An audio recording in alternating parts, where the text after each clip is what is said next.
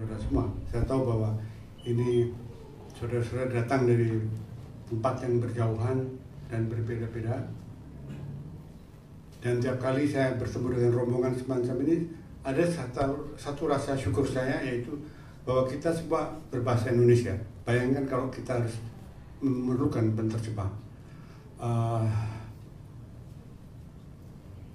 Dan itu sebabnya maka kegiatan menulis dan berbicara bukan saja penting sebagai ekspresi dan komunikasi, tapi juga untuk mempertemukan banyak perbedaan di dalam kehidupan di Indonesia ini. Kan kita tahu bahwa berbeda itu tidak mudah dan tidak semua orang siap. Meskipun sebetulnya seluruh sejarah Indonesia adalah sejarah perbedaan. Orang selalu berbicara bahwa Indonesia itu ada mayoritas, ada minoritas. Saya tidak pernah percaya itu, karena setiap bagian dari Indonesia adalah minoritas. Teori saya adalah bahwa kalau orang berbicara tentang Jawa sebagai minoritas, itu salah. Karena apa yang disebut Jawa itu adalah yang ditentukan oleh pemerintah kolonial Belanda dari perbatasan yang disebut Jawa Barat dan Jawa Timur. Seolah-olah itu sudah satu kebudayaan dan satu etnisitas. Itu sama sekali tidak benar, karena banyak sekali bahasa yang didapatkan di antara perbatasan itu, sebagaimana juga yang terdapat di Jawa Barat dan daerah-daerah lain. Maka yang disebut orang Jawa itu sebenarnya terdiri dari macam-macam minoritas. Juga orang Islam sebenarnya. Orang Islam disebut mayoritas, tapi sebenarnya banyak sekali perbedaan di dalam tubuh Islam itu sendiri. Dan kalau mengatakan bahwa satu pihak mayoritas, yang lain minoritas, maka banyak terjadi kesalahpahaman. Apalagi kalau hubungan minoritas dan mayoritas ini dikaitkan dengan masalah asing atau tidak asing, lain luar atau dalam. Nah, ini yang menurut saya penyakit dari pemikiran kita yang kita warisi sebenarnya dari zaman Belanda dan tidak kita sadari. Saya baru-baru ini membaca satu buku sejarah yang menceritakan bagaimana Jakarta dibangun sejak abad 17 setelah Jan Pieter Soenkoen meninggal. Jan Pieter Soenkoen adalah gubernur jenderal VOC yang membangun Jakarta dan disebut Batavia, dan ketika Jakarta dikepung oleh pasukan dari Mataram, dia sakit dan meninggal. Dan 6 tahun kemudian seorang gubernur jenderal yang lain membangun benteng-benteng di sekitar Jakarta. Yang disebut Batavia itu dulu sebetulnya terbatas, tidak sampai sini masih hutan rimba, tapi bahkan tidak memasuki daerah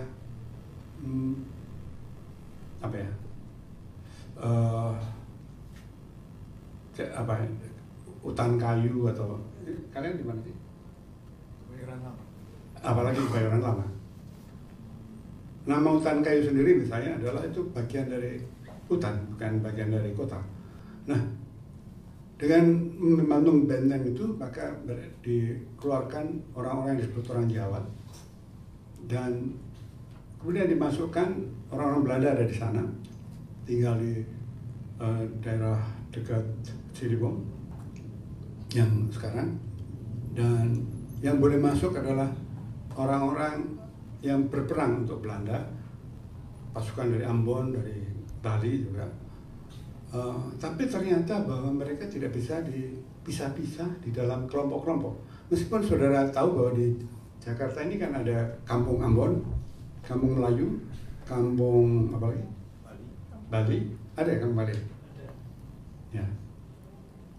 Tapi orang-orang itu meskipun ada zoning, mau digetokan oleh Belanda, mereka bercampur karena rupanya kesetiaan menurut sejarawan Belanda, kesetiaan orang itu bukan pada daerahnya, tapi pada pemimpinnya. Misalnya ada rombongan Bali yang dibawa masuk ke Jakarta, di Batavia waktu itu, yang berperang dengan orang Bali yang baru datang. karena mereka berbeda sejarah di tempat itu. Dan saudara tahu bahwa kalau ada yang dari Bali ya, desa-desa di Bali kan sering berkelahi. Itu desa di mana-mana, di Papua, di Jawa. Dengan kata lain, zoning daerah dengan etnisitas itu palsu. Dan itu yang kemudian diteruskan sampai ke zaman sekarang, dan akibatnya kesalahpahaman terjadi. Kalau Anda melihat Taman Mini Indonesia, saya belum pernah ke sana. Nggak percaya, saya belum pernah ke sana. Saya termasuk orang yang tidak menyetujui Taman Mini, sehingga saya bersumpah tidak pernah ke sana. Mungkin kelak karena Pak Harto sudah meninggal. Itu kita lihat bahwa misalnya ada Jawa Tengah diwakili oleh Rumah Joglo ya. Ada yang pernah ke Taman Mini? Ya. Itu kan hanya Jogja. Bagaimana dengan Kudus? Bagaimana dengan Banyumas? Sumatera Barat diwakili oleh Rumah Gadang. Bagaimana dengan Mentawai? Ada hal-hal yang dieliminir di dalam penyatuan ini. Kita melihat Indonesia tidak lagi dalam suatu dinamika perubahan. Kita melihat Indonesia dalam kesatuan-kesatuan yang dipastikan dan membeku. Tidak sesuai dengan kenyataan sejarah. Ada lagi satu buku yang lain, saya kira sudah diterjemahkan, mengenai sejarah sosial Batavia abad 16, yang ternyata bahwa bahasa Melayu yang sekarang jadi bahasa Indonesia itu sudah dipakai di gereja-gereja abad 17 dan dipakai dari sana tersebar. Karena itu kalau saudara membaca Injil, maka Anda mendapatkan kata-kata Melayu yang kaya sekali dan masih asli. Dan itu menunjukkan bahwa benih-benih yang disebut Persatuan Bahasa tahun 28 itu sebenarnya sudah lama. Jadi Sumpah Pemuda itu bukan sesuatu yang mendadak. Itu sudah dirintis oleh orang-orang dari keragaman Indonesia sendiri untuk kebutuhan mereka sejak mereka bersatu, bertemu dalam satu ruang. Dan memang kolonialisme, imperialisme itu di satu pihak memisah-misahkan orang, tapi di lain pihak mempertemukan orang. Itulah sebabnya nasionalisme timbul, karena nasionalisme itu kan reaksi terhadap kolonialisme dan imperialisme. Tapi reaksi itu menyebabkan lahirnya yang disebut nation. Nah, yang disebut nation itu, bangsa itu bukan bukan suatu, kalau di dalam pengertian sejarah kita juga sejarah Prancis, mungkin agak berbeda dengan sejarah Afrika. Nation itu bukan satu etnisitas. Nation itu justru melupakan etnisitas dan menjadi ke arah suatu satuan yang lebih besar. Nah, ketika tahun 70-an banyak diserukan politik identitas, ya, gerakan perempuan, gerakan orang hitam di Amerika untuk pertahanan hak-hak minoritas, itu memang bagus, tapi kemudian berkembang menjadi sesuatu yang kadang-kadang negatif. Apa yang terjadi di Yugoslavia itu nasionalisme, yang disebut nasionalisme di sana berdasarkan etik dan agama. Lain dengan nasionalisme di Indonesia, lain dengan nasionalisme di India, dan mungkin nasionalisme di Brazil atau di Amerika Latin.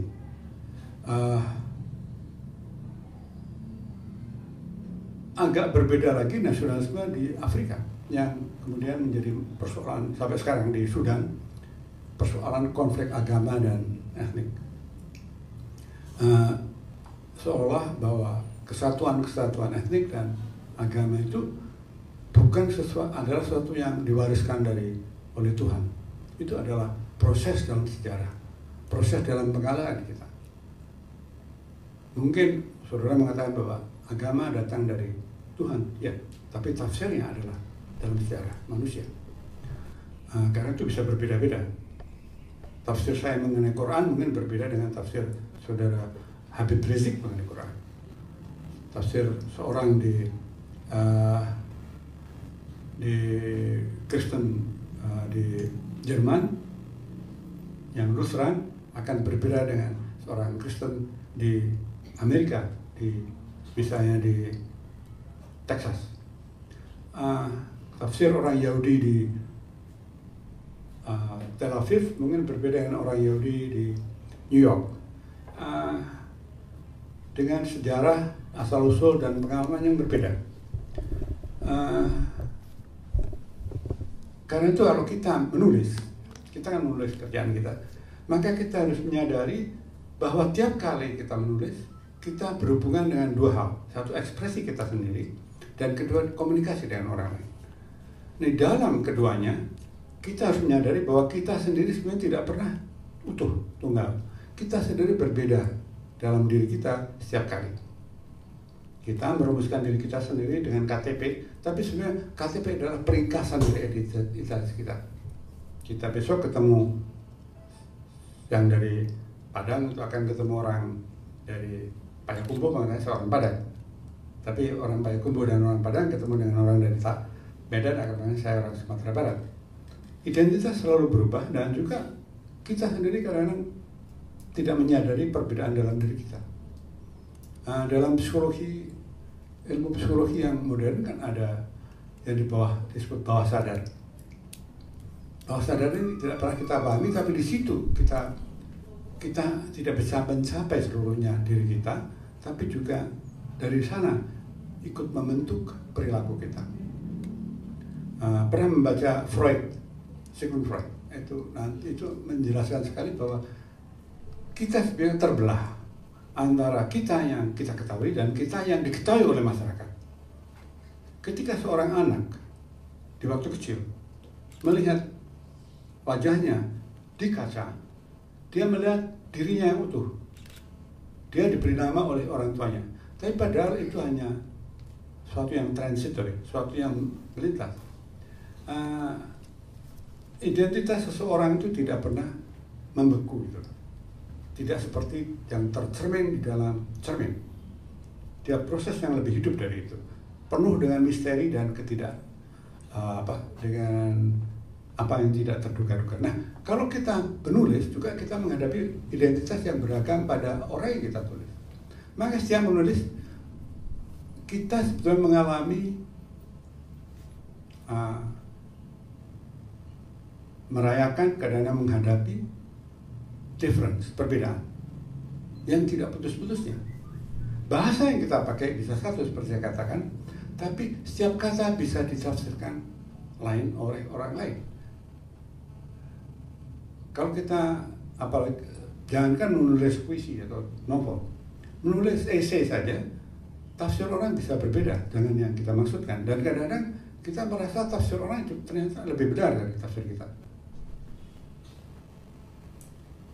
Benar itu dalam arti, jangan saya kalau menulis dan ada orang baca, maksud Anda begini, jangan benar. Anda mungkin belum mengalami ini atau sudah mengalami ini, tapi selalu harus ada kesiapan bahwa tulisan kita, kata-kata kita dibaca lain oleh orang lain. Dan orang lain itu dibentuk oleh macam-macam suara di dalam dirinya, di dalam masyarakatnya. Karena itu kalau kita membaca koran, melihat televisi, yang menentukan makna dari isi koran dan televisi itu bukanlah produser, bukanlah wartawan, tapi juga pendengar. Saya pernah bicara sama Andreas dulu bahwa yang disebut content analysis dalam surat kabar itu salah. Karena yang dianalisa adalah isi yang mau dilahirkan oleh redaksi. Padahal isi sebuah koran itu diproduksi dalam suatu kebersamaan dengan pembaca yang akan selalu tidak bisa diduga-duga terjadinya. Apalagi di zaman ketika internet menjadi sangat dominan dan kecepatan menjadi sangat krusial. Lalu kalau kita baca .com berita-berita pendek dan cepat, itu kita melihat terjadi persaingan kecepatan dan tuntutan untuk diperhatikan. Karena begitu banyak, sehingga harus minta perhatian. Akibatnya akurasi bisa kurang, tidak begitu anggap penting, dan sensasionalisme menjadi penting karena harus menarik perhatian. Salah satu contoh yang menarik bagi saya adalah ketika ada demonstrasi di depan istana mengejek SBY curhat mengenai kekurangan gaji. Ya kan, ada kan? Padahal berita itu, di dalam berita itu, kalau kita tidak hanya baca judulnya, SBY tidak mengeluh soal kurang gaji. Dia hanya mengatakan kepada suatu pertemuan dengan para polisi, saudara-saudara, gaji saudara naik, saya belum. Itu kan ucapan yang personal yang bukan suatu keluhan, hanya untuk melucu bahwa presiden aja belum, Anda duluan, udahlah nggak apa-apa gitu. Tapi dianggap, twist oleh judul dari .com atau siapa, SBY curhat gajinya tidak naik. Lalu itu tidak ditafsirkan lagi. Bertele-tele sampai ada demonstrasi. Baru-baru ini saya dengar juga ada berita Ahok mempunyai kasino atau apa, tempat judi. Ramai orang bereaksi, ternyata Ahok bukan Ahok wakil gubernur. Tidak dicek lagi dan tidak pernah dikoreksi bahwa tafsir itu salah. Nah, hal-hal semacam ini menunjukkan apa yang saya katakan tadi, bahasa yang satu bisa ditafsirkan lain, dan berbahayanya adalah ketika kecepatan merampas kemauan kita untuk mendengarkan orang lain, kemauan kita untuk berpedoman bahwa kita mungkin salah waktu membaca. Karena itulah maka setiap penulis, apalagi dalam berita-berita internet, Twitter, itu sebaiknya berhati-hati, sebaiknya berpikir sebelum nyeletuk. Kan Twitter itu begitu lihat terus kita tulis kan, begitu ada live tweet itu kan setiap gerak disertakan pedal, belum tentu sudah selesai, dan itu penyebaran menjadi luas sebelum dicek lagi, dan susulannya kadang-kadang tidak diikuti. Saya mengalami berkali-kali, saya sudah mengatakan ini, masih dianggap saya belum mengatakan itu. Karena itu saudara-saudara sekalian,